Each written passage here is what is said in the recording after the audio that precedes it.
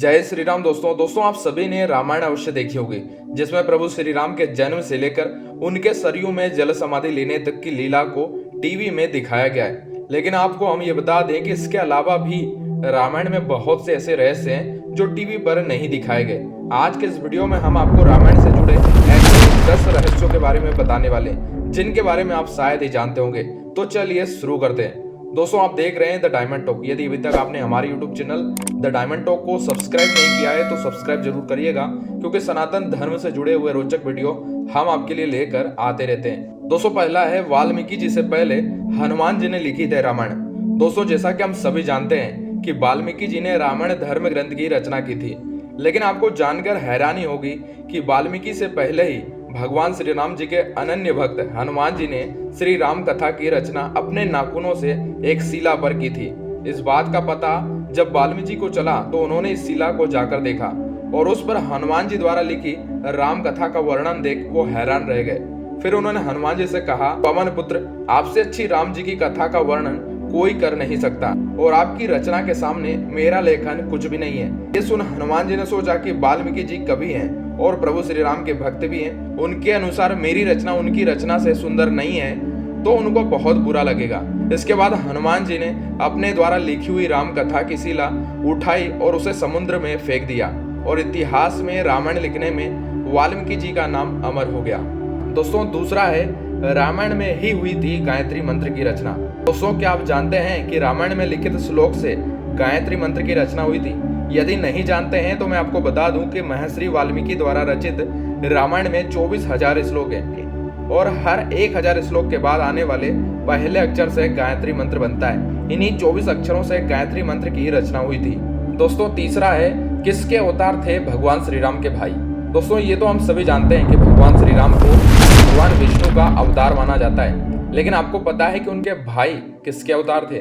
दोस्तों लक्ष्मण जी को शेषनाग का अवतार माना जाता है, जो क्षीर सागर में भगवान विष्णु का आसन है, जबकि भरत और शत्रुघ्न को क्रमशः भगवान विष्णु द्वारा हाथों में धारण किए गए सुदर्शन चक्र और शंखशैल का अवतार माना जाता है। दोस्तों चौथा है भगवान राम की बहन शांता की कथा। दोस्तों आमतौर पर अधिकतर लोग ये नहीं जानते हैं कि राजा दशरथ के 4 पुत्र श्री राम, भरत, लक्ष्मण और शत्रुघ्न थे, परंतु ये सच पूरा नहीं है। राजा दशरथ के 4 पुत्रों के अलावा उनकी एक पुत्री भी थी जो आयु में इन चारों भाइयों से बड़ी थी और उनका नाम था शांता और इनकी माता कौशल्या थी।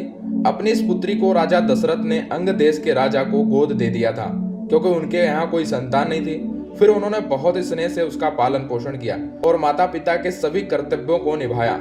बाद में राजा ने शांता का विवाह श्रृंगी ऋषि के साथ कर दिया। दोस्तों पांचवा आता है क्या था सीता के स्वयंवर का कारण? दोस्तों रामायण के अनुसार एक बार बचपन में ही माता सीता ने शिव धनुष पिनाका को उठा लिया था। ये देख मिथिला नरेश राजा जनक ने उसी समय ये सोच लिया था कि वो अपनी पुत्री का विवाह ऐसे वीर से कराएंगे जो मेरी पुत्री की तरह इसे आसानी से उठा सके। यही कारण था कि माता सीता के स्वयंवर में यही शर्त रखी गई थी और जैसा आप सभी जानते हैं कि भगवान श्री राम ने ही उस शिव धनुष को उठाकर माता सीता से विवाह किया था। अब दोस्तों छठा है रावण भी पहुंचा था सीता के स्वयंवर में। मित्रों आपको बता दूं कि कई राजा माता सीता के स्वयंवर में भाग लेने पहुंचे थे, जिसमें रावण भी मौजूद था।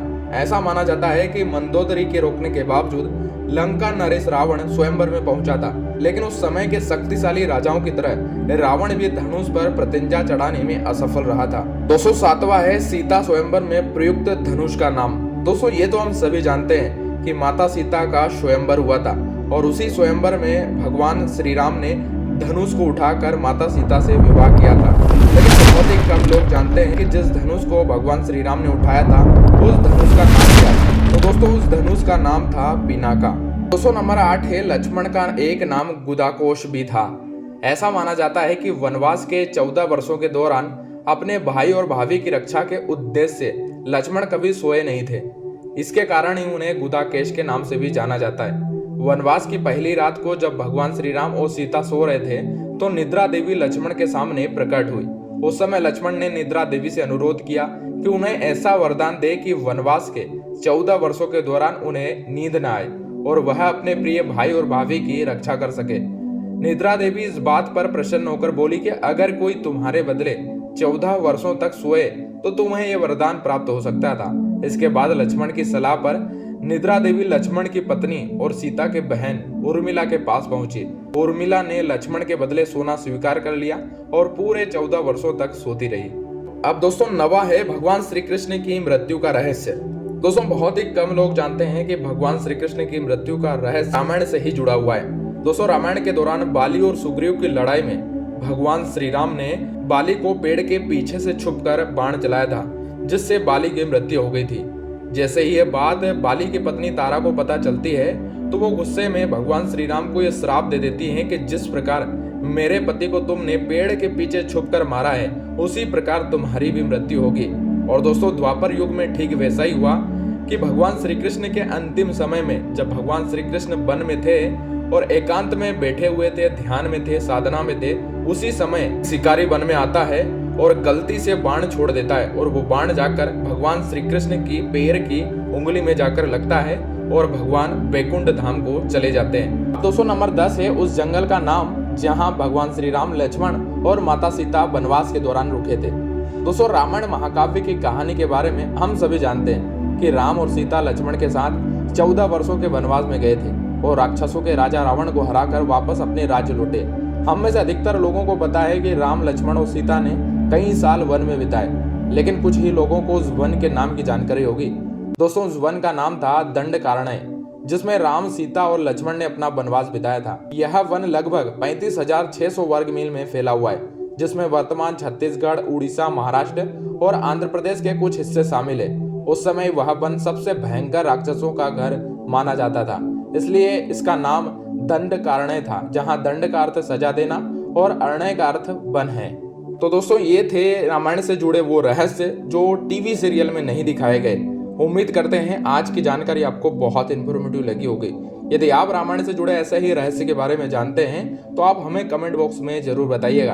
और सनातन धर्म से जुड़े हुए रोचक वीडियो पाने के लिए आप हमारे चैनल द डायमंड टॉक को सब्सक्राइब जरूर करिएगा। मिलते हैं फिर से किसी खास वीडियो में, तब तक के लिए आप सभी लोगों को जय श्री कृष्णा।